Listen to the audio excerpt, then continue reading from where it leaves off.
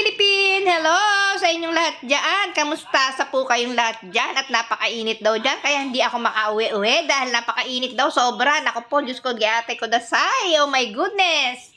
Alam niyo po, mainit ngayon. At gusto niyo magkapera, di ba? Gumawa kayo ng yelo, gumawa kayo ng ice candy, gumawa kayo ng ice candy na magiging popular sa inyong paligid, kumbaga.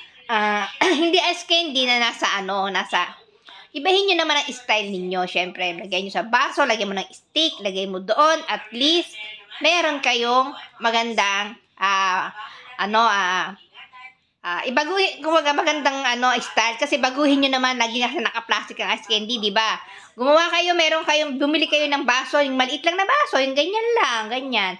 Lagyan mo ng stick, syempre, bumili ka na, lagyan mo naman ng konting borloloy, tapos, tsaka, alam mo na kung magkano yun. Di ba? Ganun lang po, diskarte lang tayo sa buhay, kasi kung hindi tayo madiskarte sa buhay, patay tayo dyan! Nako! Nga ang buhay mo. Di ba? Kaya kailangan marunong tayo, lalo na ang mga babae.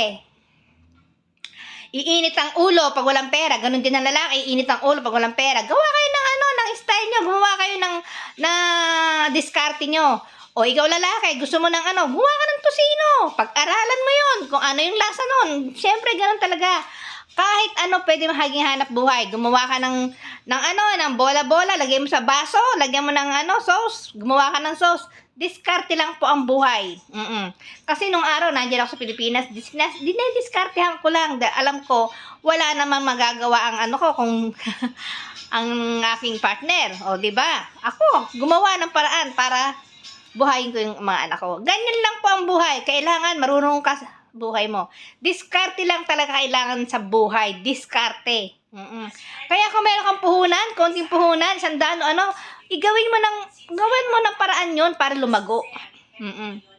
Ang bilihin ngayon, mahal, di gumawa ka ng ice candy na magigiliwan ng mga bata. Kahit yung mga lalaki, yung mga nanay, mga tatay, ang sarap pala nito, kahit ganito lang. O, paano, di ba? O, ganun lang po ang buhay.